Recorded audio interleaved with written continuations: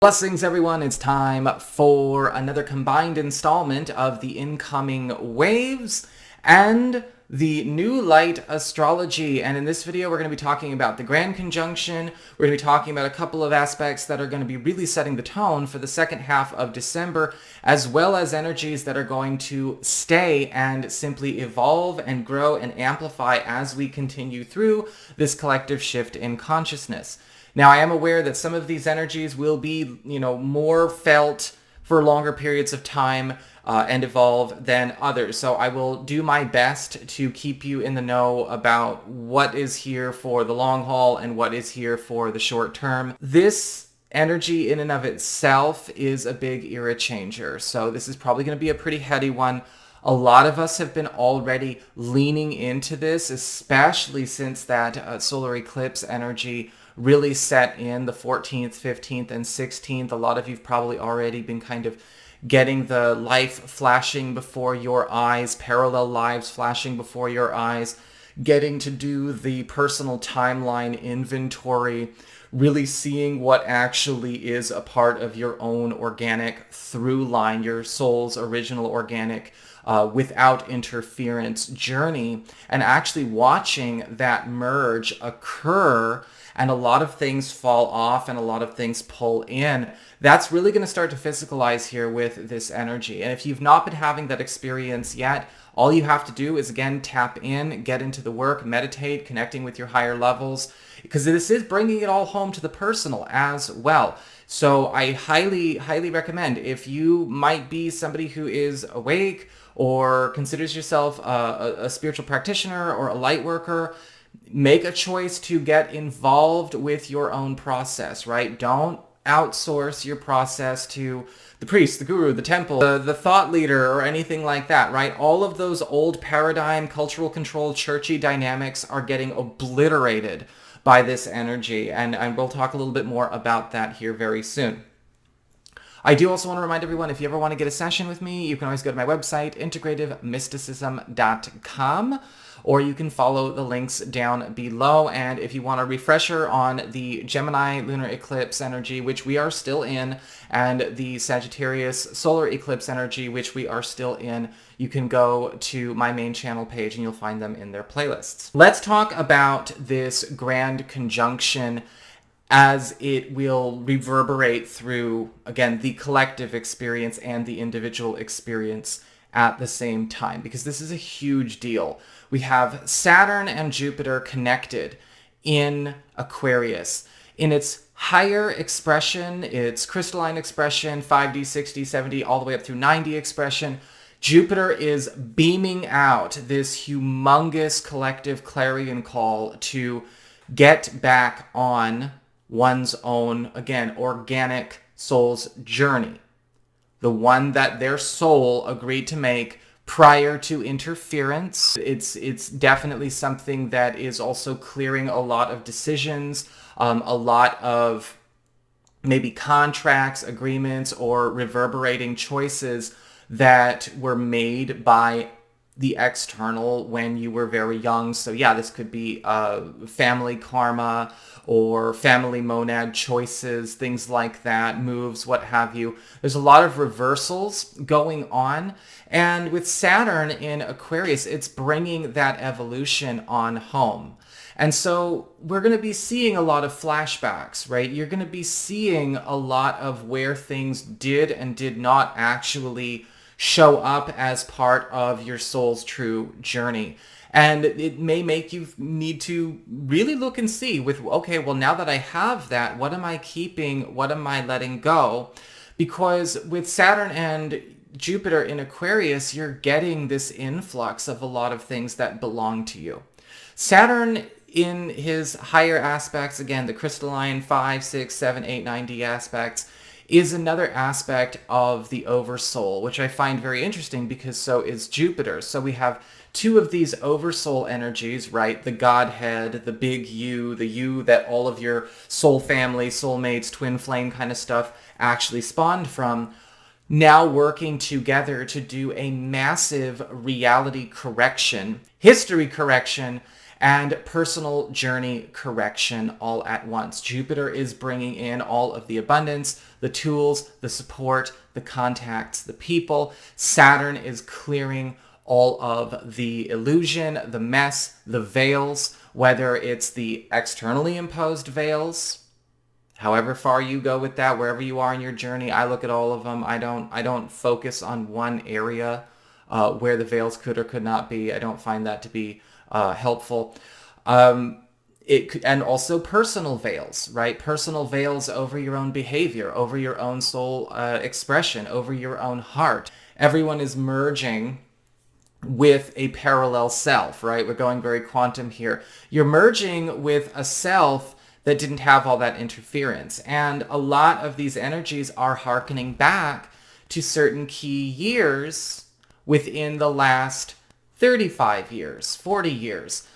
In particular, we haven't had Saturn in Aquarius since the early 90s, so we think 92, 93, and Jupiter has been in Aquarius a couple of times. Jupiter was in Aquarius back in 2008. Jupiter was in Aquarius back in 1996. Now, these key points, these key years may come up for you as an opportunity to observe some major choice points that showed up in your life. Was there something that came in that gave you an opportunity, the Jupiter years especially, 96 and 2008, to get back on your own soul's original journey, your own soul's original path, organic through line, interference free?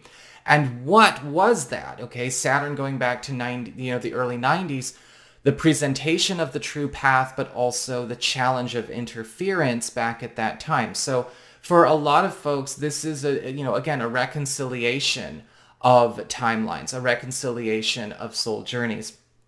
On a collective level, if you want to talk about on a grounded level, we're seeing the physicalization of a lot of things that have been going on in the strictly spiritual, and that will freak a lot of people out, especially as we go through, again, December 21st, all the way up into, this energy is going to reverberate and be with us and stay with us. But I think the biggest,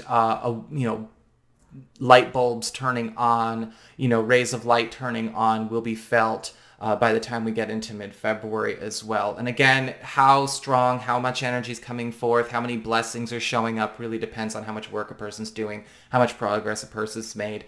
But again, there is that nice cowcatcher kind of dynamic in there as well, where it is kind of like everybody. So that's always really cool. So, there's no waiting it out. There's no really missing it. It's just sort of like, okay, now and later, or now or later, or whatever. But it's all now. You can have it now if you want, right? That's always our opportunity. But on a collective level, we can even see this in terms of a big technological shift, a cultural and technological shift. When we think about Jupiter in Aquarius in the 90s, or we think about Saturn in Aquarius in the 90s, that's when we had the home computer, boof. Now that became compulsory, unless you grew up dirt poor like me and you still didn't get a computer in your household until after 2000. Or the internet, right? We had the internet becoming a part of the collective zeitgeist, the cracking of the human genome, all kinds of major shifts in our collective perception of reality.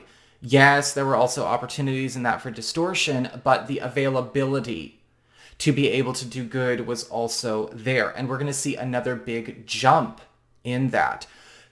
Culturally, collectively, there's also going to be that epoch shift. I was talking to a client about this, where it kind of felt like the 90s and the 80s don't look like decades that should have really been back to back. But it was that huge of a transition that really made it so. And when we think about the 20 teens really was kind of like the 80s with the internet, right?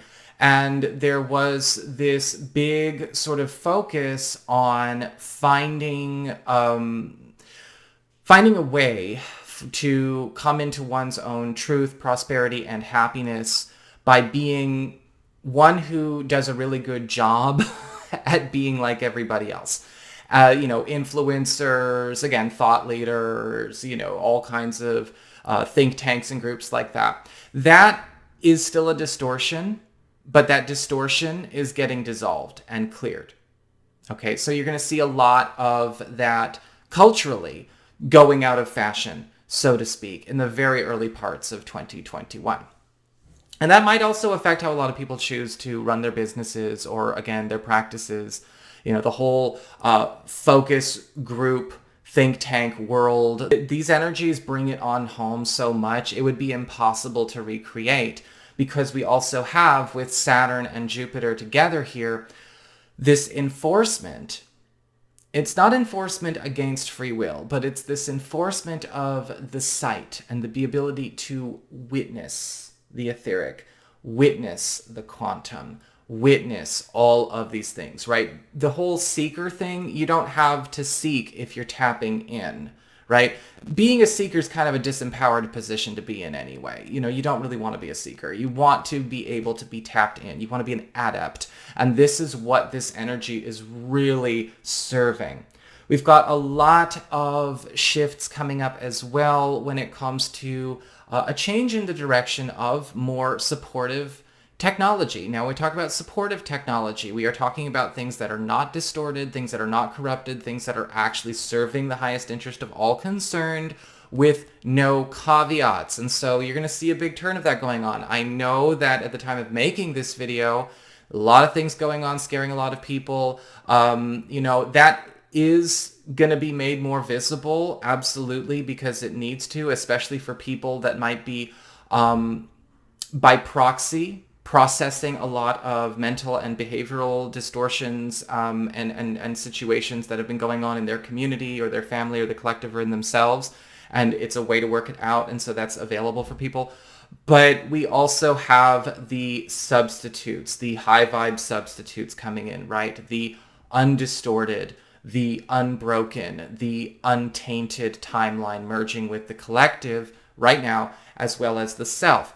Some of us have, again, I've been having these really interesting moments where I've become acutely aware of certain friendships, relationships, and things like that, where I had a talk with a friend of mine last night, and I was telling him, I was like, we were kind of hashing some things. We weren't hashing things out personally, but it's one of those undercurrents. But there was this awareness of like, I don't think we were supposed to meet. I think that, I'm grateful for our friendship. I'm grateful for all of the lessons, but I feel like us coming together when we did was sort of an afterthought to a lot of interference, a lot of distortion, and a lot of negativity that was going on prior to us meeting, and we met like in 2006.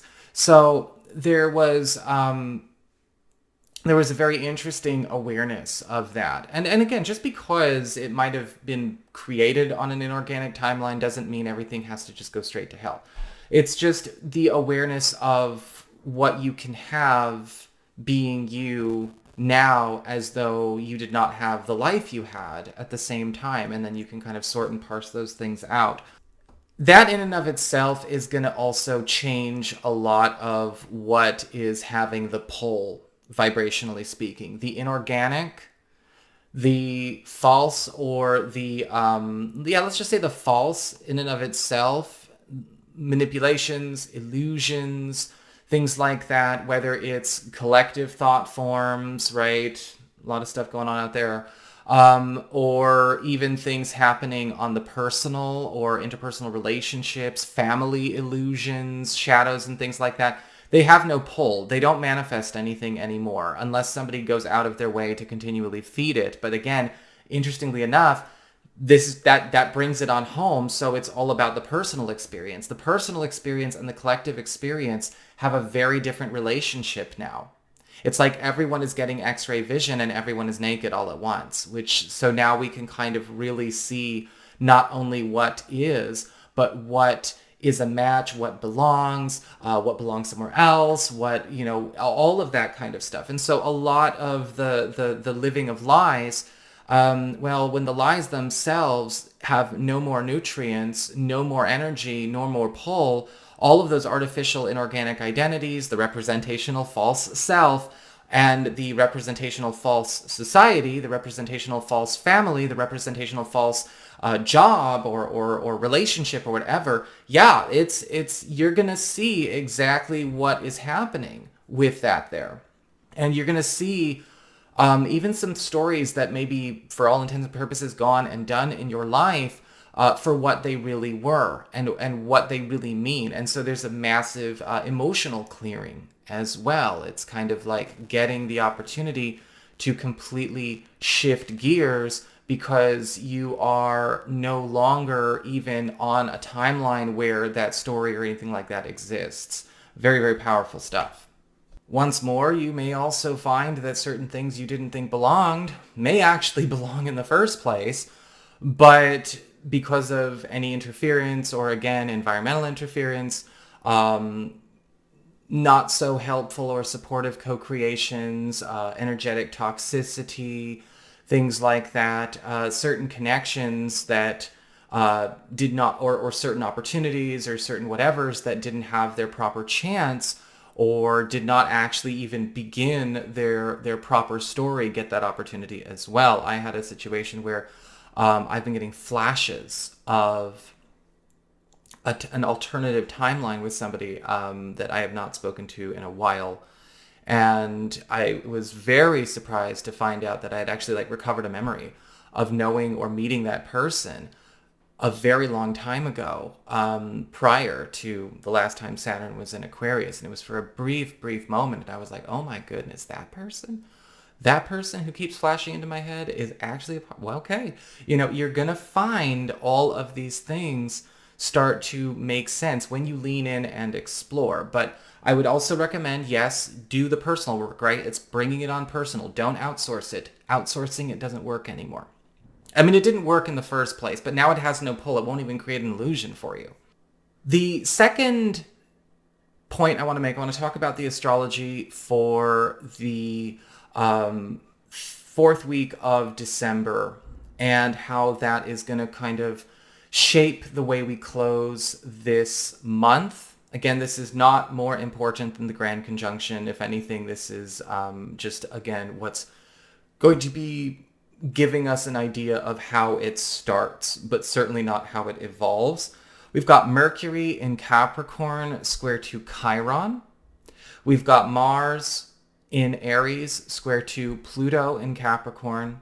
And we've got Mercury in Capricorn trine Uranus in Taurus. And so when we talk about Mercury in Capricorn square to Chiron in Aries, we're going to be seeing this, there's going to be a revelation of some life prerequisites or some lesson prerequisites. Again, things that belong when it comes to your soul, your higher level journey, right? Your organic timeline, some lessons, some things with Mercury square to Chiron.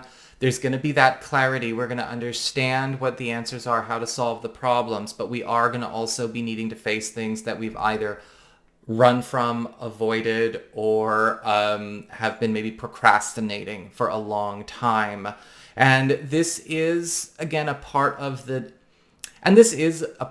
dissolving of the illusion, right? You can't say you want the veils to go while continuing to create more veils for yourself and for the people around you.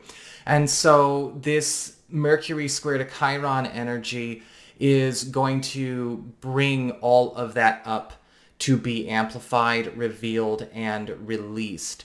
All at the same time as Mars, the pioneer, it's square to Pluto, is going to be working on unshackling people from a lot of connections, whether they be contracts, communal situations, relationships, friendships, family situations that are not actually a part of their own soul's journey, but furthermore also maybe acting or behaving or contributing ongoing interference ongoing distortion, creating discord for what they are. Now, a lot of folks might be thinking, well, I'm scared I'm going to lose everything and just be kind of dropped in the middle of nowhere and have no friends and no family or whatever. That's not how Mars square to Pluto is going to work. Even if it's not a part of that original line, if it's a complementary vibe, right? If it is something that is enhancing, mutually supportive, and mutually beneficial in the highest interest of all concerned, it's untouchable, right? At that point, we're getting into that place where it is something that is true in love. But with Mars square to Pluto, we do have the unshackling. We have the dismantling of a lot of structures of the individual, right? This is bringing it on home, and the collective experience to things that actually only co-create more mess, only co-create more spiritual, mental, psychological, behavioral, energetic imbalances that interfere, right? You can't bring those things. Your higher self, your multidimensional self, does not operate with those things. So those things, it's like I said in a few of my videos, if it can't be blessed, if it can't raise in its vibration, it's going to go. And so with Mars square to Pluto, you're going to be seeing a lot of energies freeing you up, but it might feel kind of strange this week as well, because we do interact with other people, and there may be some people that understand what's going on or don't understand what's going on, but continue to try and outrun the veil lifting, or continue to try and create veils, or continue to try and outrun reality correction in that way. So there may be some clashes going on this week. However, with Mercury trine Uranus, we're also seeing the flip. Mercury speeding up the development of your own unique expression of source, breaking you away from a lot of maybe uniforms or burdens you've taken on, things that have actually pulled you away from your own true expression. Mercury is actually helping to assist, right, with that abundance that's coming through, with that Jupiter providing not only the resources, but also the connections to kind of sit in your own paradise, and the ability to operate and evolve from that paradise as it relates to your own true soul's journey. Very, very strong here. Now with Mercury trine to Uranus, this is, again, we have this coming from Capricorn. So it's setting up the new epoch. It's setting up a new baseline. It's setting up the new foundation. It's not something that is just going to be willy-nilly or haphazard, unintentional, or mind-based. It's going to be all from the heart.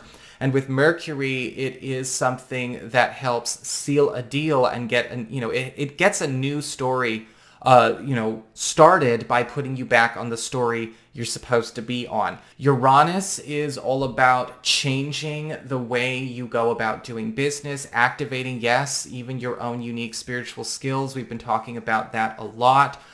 This week and next week when it comes to these minor aspects, right?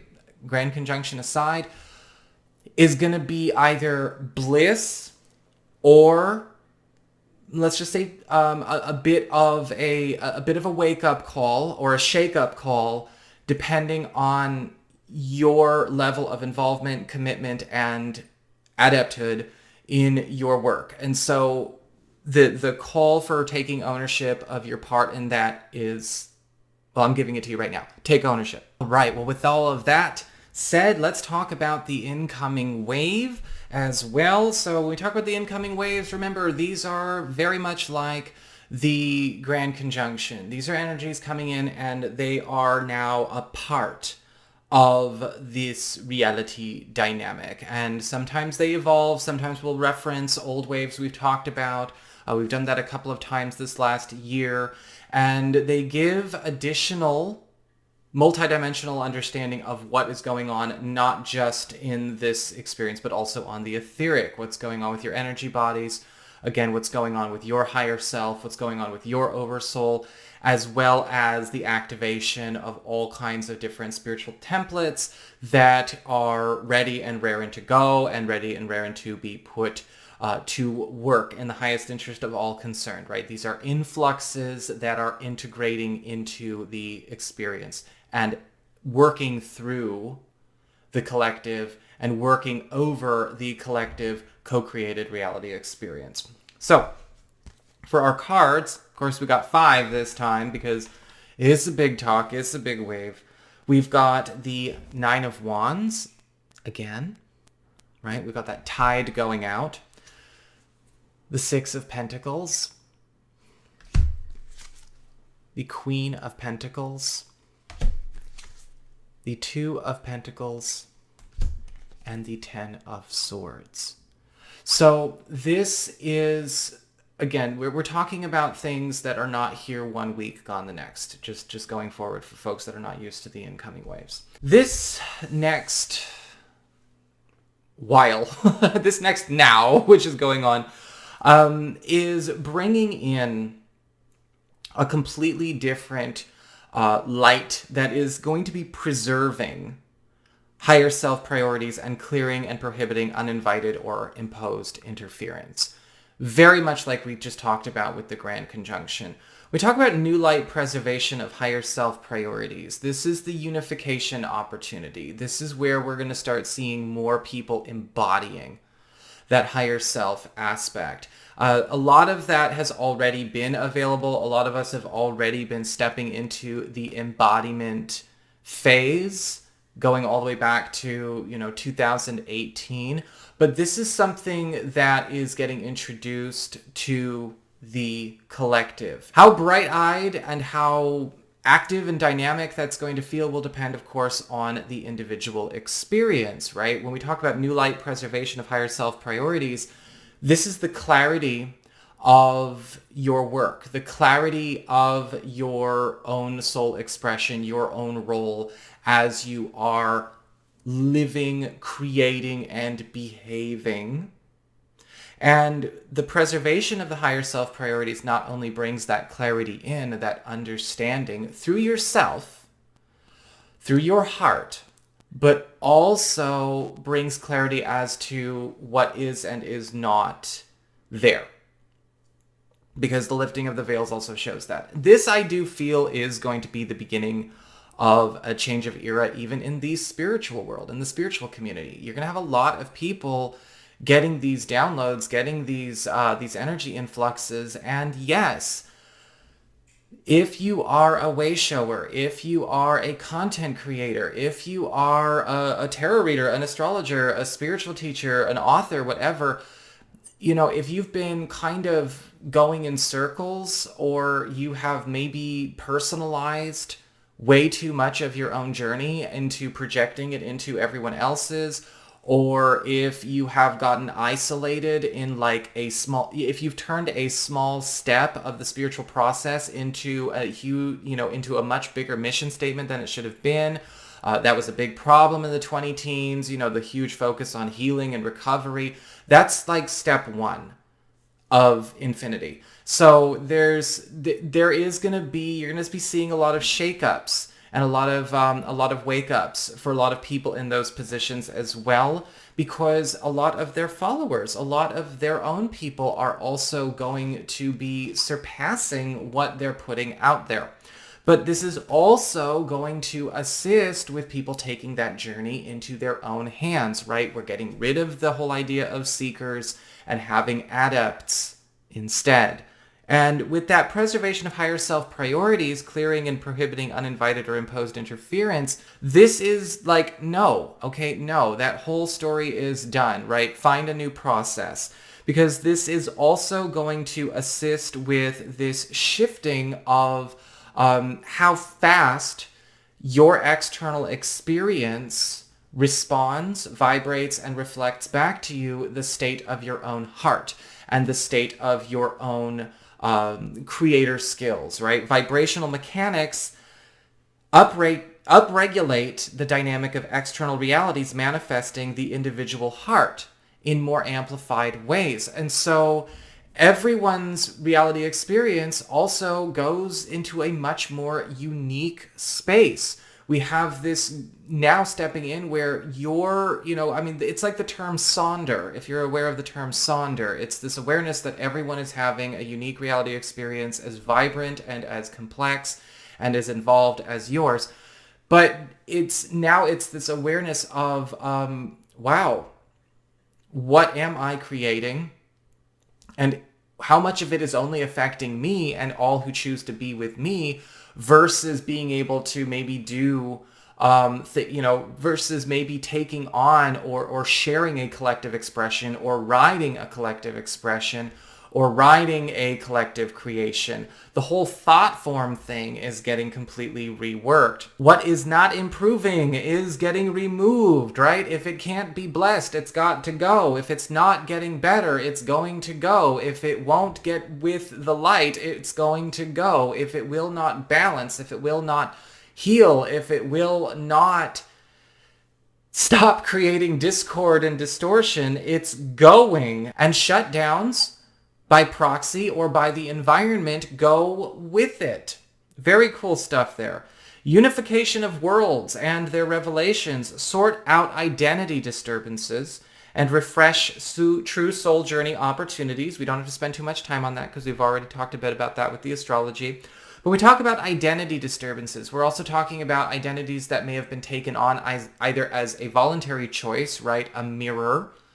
We talked about that a little bit in the Gemini lunar eclipse video about, creating an artificial or inorganic timeline, or creating an artificial or inorganic self in emulation of or in admiration of something that is not you.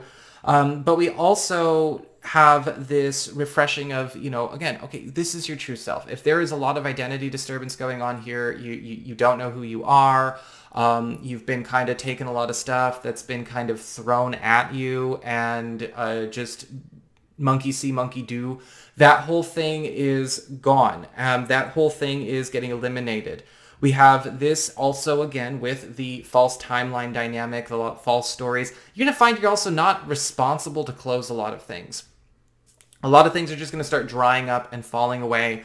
Things that you don't like, things that are painful stories, or things that are ongoing, maybe cycles, ongoing issues in that sense. Unless you have lessons there yourself, which again, at this point, you're just going to have your face put up to the glass. You're gonna see that a lot of the unnecessary is going. We also see this specialist skill turn on, or the specialist skills turn on, your natural abilities turning on the multidimensional. And so it's important to see that, not everyone, came from maybe a generation or a space or a world where their gifts kind of were on when they were born, and they weren't aware of them when they were children. So this will be an interesting surprise for a lot of people out there. Some of us, yes, especially those of us born in certain, key decades, certain key influxes of starseeds and indigos and things like that. But everyone is now having it, regardless of what generation they're in. All of that stuff is turning right on. This new Earth gestation period is done. That's going to be, a lot of people are going to start to see that parallel experience, that parallel reality in a much more crystal clear. And we have this stepping into a world that's not all about the old paradigm, the old physical structure, the old cultural control programs, because they're not applicable. They're not applicable anymore. And because this grand conjunction is also bringing in sort of the everyone gets X-ray vision, everyone is naked, universal illusion detector, universal illusion purger, veil lifter, lie detector, all of the stuff that required lies, illusions, manipulations, veils, false selves, gross imitation, all of that, in order to even be, it's getting canned. It's starting to get destroyed right now, but you're going to watch it burn up here very, very quickly, especially over the course of the next 90 days. But beyond recall, it's the beginning of, it is the new epoch. You know, it is that Nova Gaia, new Earth, new paradigm, age of Aquarius, page turn, volume shift. So just stay with it. So that is what I've got for you guys. I hope you enjoyed it. If you did, don't forget to like, share, and subscribe. You know I appreciate it. And of course, if you ever want to get a session with me, you can always go on ahead to my website. It's integrativemysticism.com.